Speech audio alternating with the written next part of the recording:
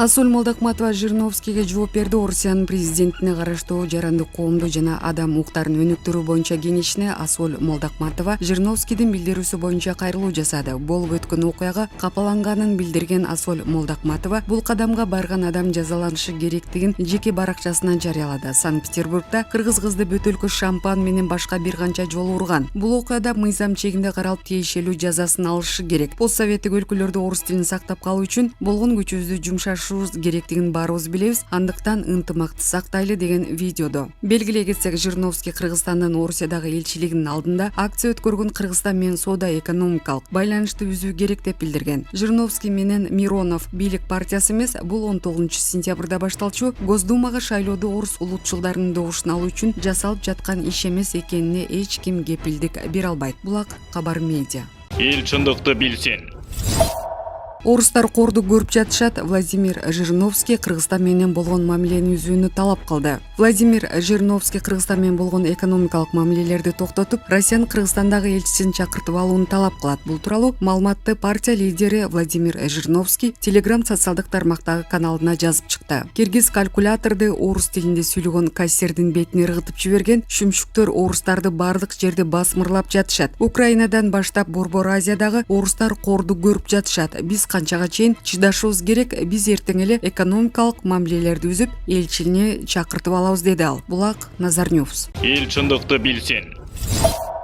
Россиядагы чет элдик таксистердин иш тартиби өзгөрөт. Чоо жайы август айынын орто ченинен баштап Москва жана Москва облусунда такси айдап эмгектенген чет элдиктер башка тартип менен иштей баштайт. Жайдын акыркы айынан тарта Москвада жана Москва облусунда таксиге буйртмалар атайын идентификатору бар айдоочуларга гана бериле баштайт. Самалык 14-августтан тарта ишке кирет. Башкача айтканда, санарип профили жок айдоочулар расмий иштей албай калат. Жаңы система Москванын транспорт департаменти менен Москва облусунун транспорт жана жол инфраструктурасы министрлиги тарабынан киргизилип, такси ишинин аналитикасы комплекстүү маалымат системасы же КИС АРТ деп аталууда. Ал эми профилди мамлекеттик кызматтар порталы аркылуу түзүү керек. Спутник жаңы система эмгек мигранттарына кандай таасир этерин карап чыгып, такси айдап жан баккандар ишсиз калбайбы деген маселенин тегерегинде ой калчады. Жол кырсыгын азайтуу максатында КИС АРТ системасынын жардамы менен Москва бийлиги жол кырсыктарын азайтууну көздөп жатат. Жаңы система таксистерди тыкыр көзөмөлгө алат. Самалыктын авторлору бул жаңы эреже эмес болгону мониторинг системасы экенин айтышууда. Транспорт департаменти түшүндүргөндөй, эгер ушул тапта айдоочулар жумушка медициналык жана техникалык кароодон өтпөстөн жол баракчасы керек болсо, айдоочулук күбөлүгү жок эле чыгып кетип жатса, санарип профиль менен мындай көйгөйлөрдөн оолак болууга мүмкүнчүлүк түзүлөт. Кантип таксистердин жол эрежесин бузган, каттоодон өтпөй туруп ишке чыккан учурлары көп. Мындай таксистер жоопкерчилик албайт. Жүргүнчүлөр үчүн бул сапарлар кооптуу болушу мүмкүн, дешти департаменттен. Аталган мекеменин берген статистикасы боюнча 2020-жыл Москвада такси унаалары кабылган 1667 кырсык болуп, 1956 адам жаракат алса, 60 киши көз жумган. Акыркы жарым жыл ичинде 794 авария катталды. Система такси ишин кантип көзөмөлдөйт? 14-августтан баштап система айдоочулук стажын текшере баштайт. Ал 3 жылдан кем эмес болушу шарт. Мындан тышкары төлөнбөгөн айып пулу барлар жана оор кылмыш жасаган айдоочунун соттолгон, соттолбогону аныкталат. Маалыматты КИС АРТ Ички иштер министри менен федералдык салык кызматынын базасынан алып турмакчы.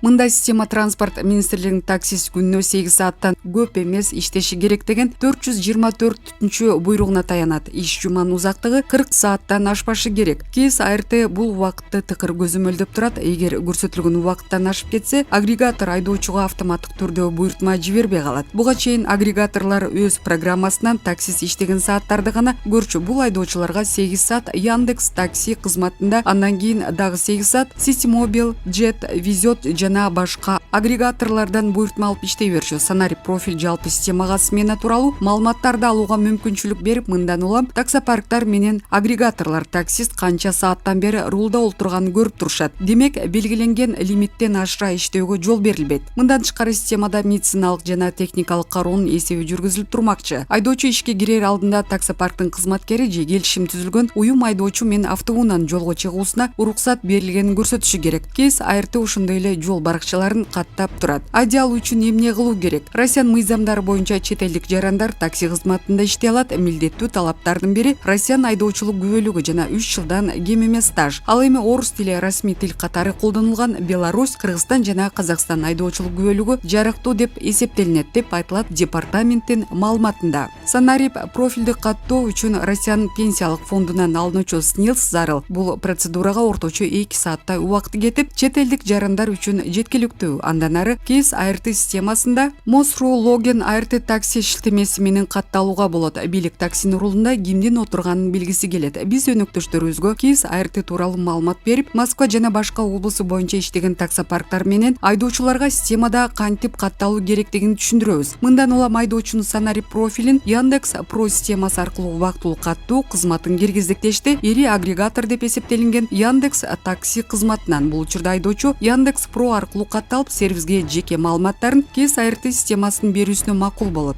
Андан соң 14 күндүн ичинде убактылуу адиалатта 2 жумага чейин мамлекеттик кызматтар аркылуу катталбастан эле буйртма алууга шарт түзүлөт. Бирок сентябрга чейин айдоочу KIS ART системасына катталып, туруктуу санарип профилге ээ болушу керек. Эгер катталбаса, заказдар чектелип калат. Таксистер эмне дейт? Кетип жатам, бүгүн менин акыркы иш күнүм, 8 саатта акча тапмак түгүл, унаанын ижарасы менен майын чыгарып алуу мүмкүн эмес. 20 жыл мурун таксиде иштегем, жумуш акча деп ошону айт. Азыр ишсиз калып таксиге келген, бирок болбойт экен. Башка жумуш издөөгө туура келет дейт такси айдоочусу Андрей. Россия Федерациясынын жараны, ар тармакта тажрыйбасы мол, андыктан таксистердин жумушу көзөмөлдөнө баштарын билгенде көп тынсызданган жок. Кыргызстандын Ош облусунан барган Омат да KIS ART системасынын катталуу үчүн документтерин тапшырган, бирок ушул кезге чейин санарип профиль алганы тууралуу билдирме келе элек. СНИЛС жана мамлекеттик кызматта жеке кабинети ачылган. Ошентсе да жаңы система менен жашоосуна жетишерлик акча табарынан күмөн санап болтурат. Омат Комфорт Плюс классындагы такси айдайт. Мындай автоунаанын чыгымы эконом класска караганда көбүрөөк. Ижара акысы, Яндекстин пайызы, таксопаркка төлөнүүчү акча, ушунун баарына кеткен чыгымды жабыш үчүн бир нече саат иштөө керек. Эгер 14 августтан кийин киришим жетиштүү болбосо, анда мурунку кесибим болгон ашпозчулукка кайтам. Баары мыйзам чегинде. Ал жакта айлык акы жакшы, мекенге кайтканда Москвада үйрөнгөндөрүмдүн баарын апама жасап берем, деди Омат. Ача пикирлер: коомчулук менен профсоюз ишмерлеринин ортосунда бир пикир жок. Кейси санарип профилди ишке киргизүү жакшы, демилге эмес экенин айтып, системанын бышып жетиле электигин белгилешүүдө. Айрымдар тескерисинче ушундай ыкма менен гана убактысынан ашыра иштеп, адамдарды жабыркаткан таксистерди көзөмөлдөө мүмкүн экенин айтып жатышат. Таксист профсоюзунун жетекчиси Ярослав Щербинин системаны ийине жеткирүү керек деп эсептейт. Андан тышкары ал 2 күн деп айтылганы менен KIS ART системасына катталууга 1 жума кетип жатканын белгиледи. Жетекчинин айтымында система кээде туруп калат, ошондой эле аны колдонууга милдеттендирген нормативдик база жок. Санарип профиль бул иш күнүн көзөмөлдөрүн жөнгө салууга аракет. Москва бийлиги мындай кадам менен жол кырсыктарын азайтууну көздөп жатат. Алгач система 1 августта ишке кирет деп айтылган. Эми 14 августка жылды. Мен кандайдыр бир комментарий берүүдөн карманып турар элем, анткени баары көз ирмемде өзгөрүп жатат, деди Москвадагы таксистердин профсоюзунун төрагасы Николай Кадулов. Ал эми транспорт жана Москва шаарынын жол транспорттук инфраструктурасын өнүктүрүү департаментинин жетекчисинин орун басары Дмитрий Пронин кайчы пикирлерге карабастан KIS ART системасына таксистердин 90% же 60 000 айдоочу катталганын билдирди. Анын айтымында мониторинг системасынын ишке кириши 14 августка бизнестин өтүнүчү менен жылдырылган. Ошентсе да буйртма бөлүштүрүүдө артыкчылык каттоодон ушул тапта өткөн айдоочуларга берилип жатканы белгиленди. Булак Спутник KG. Эл чындыкты билсин. 3 өлкөнүн 2,5 миң аскери катышып жаткан машыгуу Оганстан менен чек арадан 20 чакырым аралыктагы Харп Майдон полигонунда өтүп жатат. Аскер авиациясы тек учак айланпасы деп аталган ыкма көрсөттү. Бул ыкма жердеги аскер күчтөрүнө абадан колдоо көрсөтүүгө багытталган. ТАСС билдиргендей, машыгууда Орусиянын Ми-24, Ми-8 тик учактары жана С-8 ракеталар колдонулууда. Машыгууда Орусиядан 1800 аскер жана 500 аскердик техника тартылган. Орусия, Өзбекстан жана Тажикстан аскерлеринин катышуусунда биргелешкен машыгуу бүгүн 10 августта жыйынтыкталат. 3 тараптуу машыгуу Тажикстанда 5 августта башталган. Буга чейин орусиялык аскерлер Өзбекстан Сурхандарья облусундагы Термиз полигонунда жергиликтүү жоокерлер менен чогуу 2 августтан 6 августка чейинки күндөрү машыгуу өткөргөн. Машыгуулар Афганистанда кырдаалдын курчушуна байланыштуу өткөрүлүүдө. Орусиянын башкы штабынын башчысы Валерий Герасимов Өзбекстан менен Тажикстанга аймактагы кырдаалды тескөө жана террордук коркунучтардын алдын алуу максатында курал берүү күнү көбөйтүлгөнүн билдирген. Америка Кошмо Штаты президенти Афганистандан америкалык аскерлер быйыл 31 августка чейин толук чыгарыларын жарыялаган. Ошондон кийин Талибан кыймылынын аракеттери күчөп, өлкөнүн бир нече аймагын басып алууга жетишти. Мындан улам Афган аскерлери жана жайкын тургундар чектеш өлкөлөргө өтө катышууда. Булак Кабар Медиа. Эл чындыкты билсин. Вице-мэр Бишкектеги мектептерде окуу качан башталар тууралуу айтты. Бишкектеги мектептер менен бала бакчалар кандай форматта иштей турганы 20 августтан кийин белгилүү болот. Бул тууралуу калаанын вице-мэри Виктория Мазгачева маалымдаган. Анын айтымында, азыр мектептер менен бала бакчаларда ремонт иштери аяктап жатат. Мугалимдер менен мектеп директорлору эс алуудан келишип, жаңы окуу жылынын башталышына даярдыктарды көрүп жатышат. Биз балдардын оффлайн окуусун каалайбыз. Окуучуларды партага отургузуу керек, анткени билим берүүнүн коэффициенти менен деңгээли төмөндөдү. Азыр мугалимдерди эмдөө иштери боюнча маселени чечип жатабыз, дейт вице-мэр Мазгачева, белгилегенде азырынча мектептер кандай форматта ишин баштай турганы тууралуу чечим жок. Булак Арба Кейчи. Эл чындыкты билсин.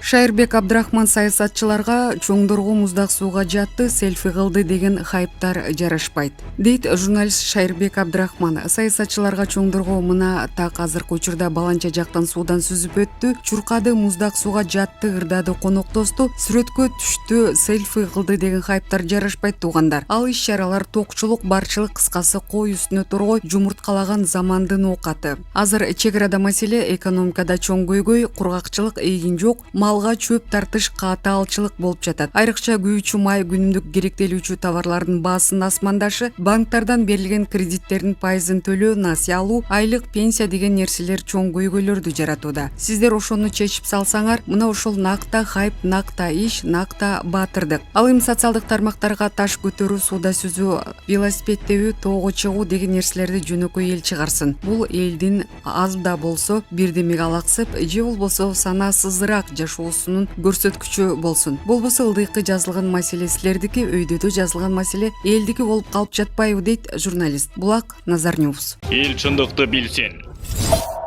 Сатуучу кызды калькулятор менен чапкан киши Казакбаев Россия Федерациясынын элчиси менен жолукту. Казакбаев Россиянын дипломатиялык өкүлчүлүгүнөн айрым орус саясатчыларын эки мамлекеттин ортосундагы мамилеге доо кетирүүгө аракет кылган билдирүүлөрүнө көңүл бурууну суранган. Тышкы иштер министри Руслан Казакбаев Россиянын Кыргызстандагы элчиси Николай Удовиченко менен жолугуп, Бишкектеги соода борборлорунун биринде сатуучу кызды калькулятор менен чапып жиберген кишинин окуясын талкуулады. Бул тууралуу Тышкы иштер министринин маалымат кызматы кабарлады. Казакбаев Кыргызстандын Тышкы иштер министрлиги бул сыяктуу бардык окуяларга байкоо салып, ыкчам чара көрө тургандыгын маалымдады. Ал Кыргызстан көп улуттуу мамлекет экенин айтып, өлкөдө баш мыйзамга ылайык эч кимди жынысына, расасына, тилине, улутуна, динине, жашына, саясий же башка ишенимдерине карап басмырлоого жол берилбей турганын белгилеген. Бул окуя Россия бийлиги тарабынан Кыргызстандагы этникалык орустардын укуктарын жана кызыкчылыктарын бузуу, ошондой эле жарандарды этникалык жана диний негизде кысымга алуу катары көрсөтүлбөшү керек, деди Тышкы иштер министри башчысы Казакбаев Россиянын дипломатиялык өкүлчүлүгүнөн айрым орус саясатчыларын эки мамлекеттин ортосундагы мамилеге доо кетирүүгө аракет кылган билдирүүлөрүнө көңүл бурууну суранган. Тышкы иштер министринин башчысы Кыргызстанда русофобия, агрессивдүү улутчулдуктун башка түрлөрү, тарыхты кайра жазуу, эстеликтер жана орус тили менен күрөшүү фактылары жок экенин да белгилегени маалым болду. Ал постсоветтик мейкиндикте Беларусь менен катар Кыргызстанда гана орус тили расмий тил экенин айтып, орус тили өлкөнүн бардык тармагында колдонула турганын кошумчалаган. Тараптар көйгөйдүн андан ары курчушуна жол бербөө үчүн биргелешкен иш-аракеттерди көрүп, Кыргыз-Россия мамилелериндеги терс кесепеттерди болтурбоонун зарылдыгын белгилешкен. Буга чейин Бишкекте балдар паркында сатуучу кызды калькулятор менен башка чапкан кишинин видеосу тараган, кийин аны милиция кармап, фактыны майда бейбаштык беренеси боюнча каттоого алган. Ал эми УКМК ага расмий эскертүү берген. Булак Спутник Кейчи.